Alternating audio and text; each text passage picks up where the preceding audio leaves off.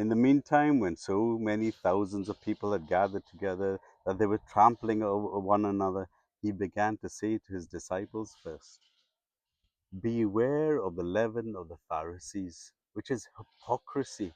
Nothing is covered up that will not be revealed, or hidden that it will not be known. Therefore, whatever you have said in the dark shall be heard in the light, and what you have whispered privately in rooms shall be proclaimed on the housetops. I tell you, my friends, do not fear those who kill the body. After that, they have nothing more than they can do. But I warn you whom to fear. Fear him who, after he is killed, has authority to cast you into hell. Yes, I tell you, fear him. Are not five sparrows sold for 2 pennies? Not one of them is forgotten before God. Why, even the hairs on your head are numbered. Fear not, you are more valuable than many sparrows. And I tell you, everyone who acknowledges me before men, the Son of Man will also acknowledge before the angels of God. For the one who denies me before men will be denied before the angels of God. And everyone who speaks a word against the Son of Man will be forgiven. But the one who blasphemes against the Holy Spirit will not be forgiven. And when they bring you before the synagogues and the rulers and the authorities, do not be anxious about how you should defend yourself or what you should say. The Holy Spirit will teach you in the very hour what to say. Someone in the crowd said to him, Teacher, tell my brother to divide the inheritance with me. But he said to him, Man, who made me a judge or arbitrator over you? And he said to them, Take care and be on your guard against all covetousness, for one's life does not consist in the abundance of his possessions. And he told them a parable, saying, The land of a rich man produces plentiful. And he thought to himself, What shall I do? For I have nowhere to store my crops. And he said, I will do this. I will tear down my barns and build larger ones. And there I'll store all my grain and my goods. And I will say to his soul, Soul, you have ample goods laid out for many years. Relax, eat, drink, be merry. But God said to him, Fool, this night your soul is required of you. The things you have prepared, those they will be. For this, so is the one who lays up treasure for himself and is not rich towards God. And he said to his disciples, Therefore I tell you, do not be anxious about your life, what you will eat, or about your body, what you will put on. But life is more than food, and the body more than clothing. Consider the ravens. They neither sow or reap. They have neither strong storehouse or barn, yet God feeds them. Of how much more value are you than the birds? And which of you, by being anxious, can add a single hour to his span life? If then you are not able to do a small a thing as that, why are you anxious about the rest? Consider the lilies, how they grow. They neither toil nor spin. Yet I tell you, even Solomon in all his glory was not arrayed like one of these.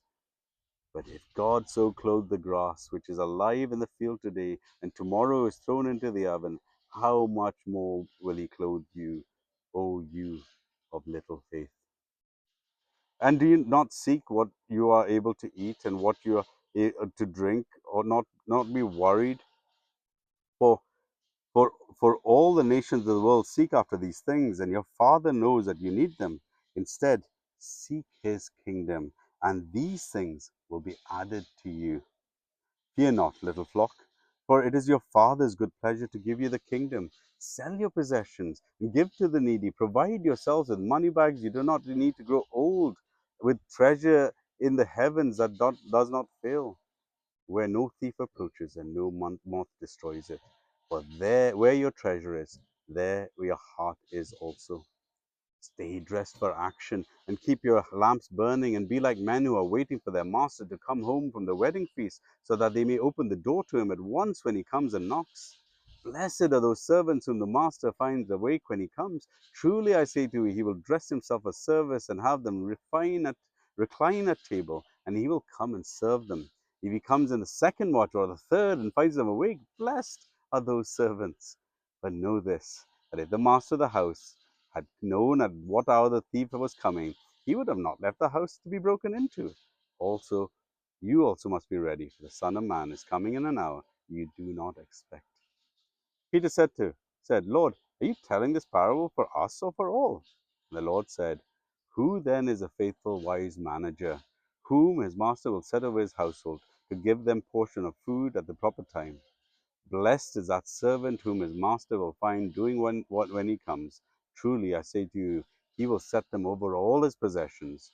But if that servant says to himself, my master is delayed in coming, and begins to beat the male servants and female servants, and to eat and drink and get drunk, the master of that servant will come on that day when he does not expect him, and at an hour he does not know, and he will cut him in pieces and put him in with the unfaithful. And that servant who knew his master's will but did not get ready or act according to his will receive a severe beating. But the one who did not know and did what deserved a beating will receive a light beating.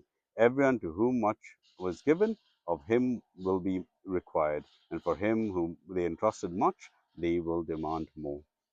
I came to cast fire on the earth, and would that it were already kindled.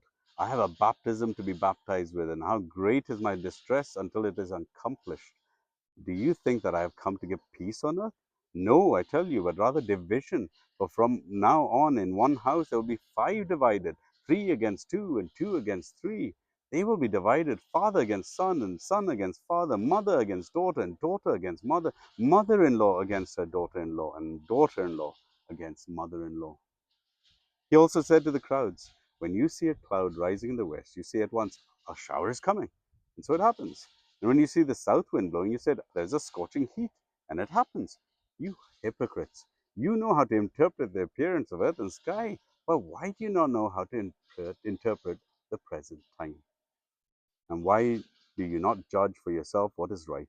As you go with your accuser before the magistrate, make an effort to settle with him on the way, lest he drag you into the judge, and the judge hand you over to the officer, and the officer put you in prison. I tell you, you will never get out until you have paid the very last penny. Luke chapter 12.